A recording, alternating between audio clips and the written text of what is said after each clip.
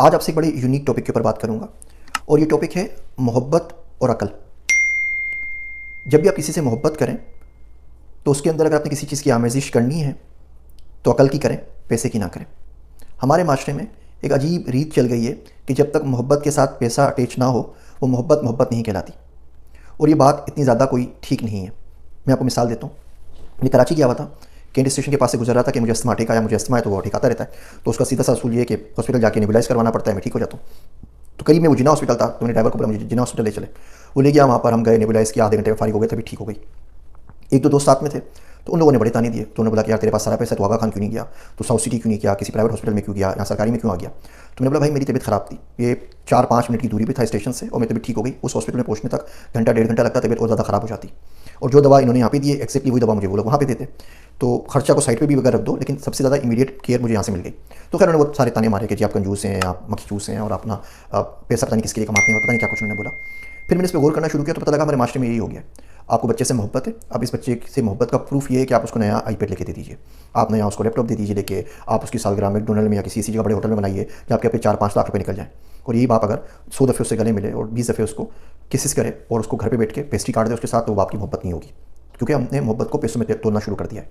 آپ کو بیوی سے محبت ہے تو آپ برانڈیڈ جوڑے لا دیجیے، آپ اس کو پراڈا کا یا گچی کا یا کسی کا ورساشے کا اس کو پرس لا دیجیے، یا اس کو آپ کو مہنگے کپڑے لا دیجیے یا سونا لا دیجیے، تب تو آپ کی محبت ہے۔ اسی بیوی کو بولے کہ جی میں 3 گھنٹے آپ کو دیتا ہوں، ہم بیٹھ کے آرام سے بات کرتے ہیں، آرام سے آ کے بیٹھ جاتے ہیں، آرام سے کسی ساحل کے کنارے کے اوپر پاپ کارن کھاتے رہیں گے، اب یہ محبت نہیں ہے، کیونکہ اس کے اندر پیسہ شامل نہیں ہے۔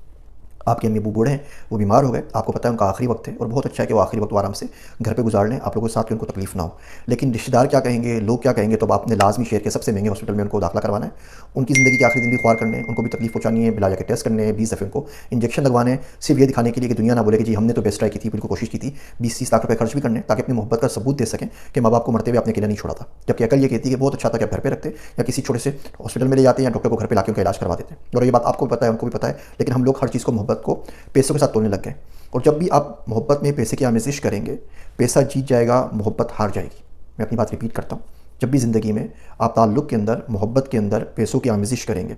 پیسہ جیت جائے گا، محبت ہار جائے گی۔ اور پھر اسی طریقے سے ہوتا ہے، جب آپ تمام چیزوں کو پیسوں میں تولتے ہیں تو سامنے والا بھی پیسوں میں تولتا ہے۔ یہ بچہ جب بڑا ہوتا ہے تو آپ جب بھی اس سے ٹائم مانگتے ہیں، وہ جب آپ کو پیسہ لا کے دیتا ہے، بولتا ہے میں کما تو رہا ہوں، پیسہ دے تو رہا ہوں، وہ آپ کو میں دے رہا ہوں 2 لاکھ روپے مہینہ، گزارا کرے آرام سے، کیا ٹائم لگا رکھا ہے، نوکر رکھ لیجیے، کچھ اور کام کر لیجیے، اب وہ آپ کو محبت نہیں ملتی۔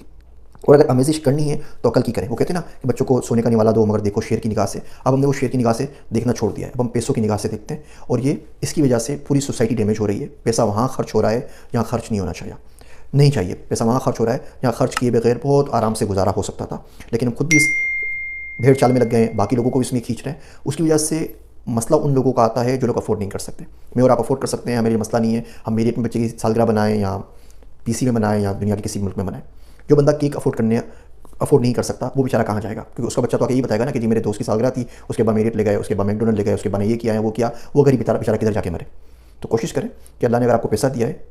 تو تھوڑا سا عقل کا استعمال بھی کر لیں، کیونکہ اس کا آپ کا جو عقل کا استعمال نہیں کر رہے، یہ سوائے یہ نہیں کہ آپ صرف اپنے آپ کو نقصان پہنچا رہے ہیں، اپنی اولاد کو نقصان پہنچا رہے ہیں، غلط بیہیویئرس کو انکارپوریٹ کر رہے ہیں، لیکن اپنے معاشرے کے اندر بہت زیادہ برائیوں کا سبب بن رہے ہیں۔ غریب اگر معاشرے میں چوری کرتا ہے تو یقین جانیے یہ قصور امیر کا ہوتا ہے، غریب کا نمبر تو بہت بعد میں آتا ہے، اگر آپ سنجیدگی سے سوچنے کے اوپر تیار ہوں۔ امید ہے یہ عجیب سا ریمائنڈر آپ کو زندگی میں کبھی نہ کبھی ضرور سمجھ میں آ جائے گا۔